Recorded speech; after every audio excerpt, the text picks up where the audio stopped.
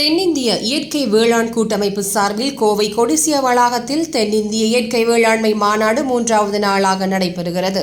இந்திய அளவில் செயற்கை விவசாயத்தை தவிர்த்து இயற்கை விவசாயத்தை ஊக்குவிக்கும் வகையில் கோவையில் தென்னிந்திய இயற்கை வேளாண் மாநாடு நடைபெறுகிறது. இயற்கை வேளாண்மை சார்ந்த அரங்குகள் காட்சிப்படுத்தப்பட்டிருந்தது சிறப்பம்சமாக பார்க்கப்படுகிறது. இந்தியாவின் வேளாண் துறை எதிர்காலத்துக்காக சாத்தியமிக்க பருவநிலை மாறுபாடுகளை எதிர்கொள்ளும் திறன் கொண்ட அதே சமயம் பொருளாதார அளவில் நீடித்த மாதிரியான இயற்கை மற்றும் மீட்டுருவாக்கம் செய்யப்படும் வேளாண்மையை ஊக்குவிக்கும் விதத்தில் மாநாடு நடத்தப்படுகிறது.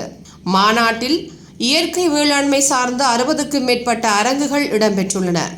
விவசாய சங்கங்கள், உழவர் உற்பத்தி மையங்கள், வேளாண் உற்பத்தி நிறுவனங்கள், வேளாண் தொழில் முனைவோர் ஊக்குவிப்பு மையங்கள், பெண்களால் மட்டுமே நடத்தப்படும் உற்பத்தியாளர் நிறுவனங்கள் சார்பில் ஸ்டால்கள் அமைக்கப்பட்டுள்ளன. இயற்கை முறையில் விளைவிக்கப்பட்ட மற்றும் மதிப்பு கூட்டப்பட்ட பொருட்கள் காட்சிப்படுத்தப்பட்டுள்ளன.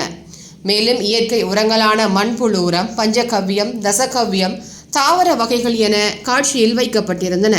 தென்னங்கருப்பட்டி, பனங்கருப்பட்டி, கருப்பட்டி தூள், பனங்கிழங்கு மாவு, கருப்பட்டி அல்வா, கருப்பட்டி லட்டு உள்ளிட்ட உடன்குடி பனை பொருட்கள், தென்னையோலை, பனைநார், வாழை நார்கள் உருவாக்கப்பட்ட மதிப்பு கூட்டப்பட்ட பொருட்கள், வேளாண் கைவினைப் பொருட்கள், பாரம்பரிய நெல் ரகங்கள், விதைகள், பாரம்பரிய காய்கறிகள், பழ வகைகள், சிறுதானிய உணவுகள், ஆட்டுக்கால் உள்ளிட்ட கிழங்கு வகைகள் என ஏராளமான இயற்கை விளைபொருட்கள் காட்சிக்கும் விற்பனைக்கும் வைக்கப்பட்டுள்ளன.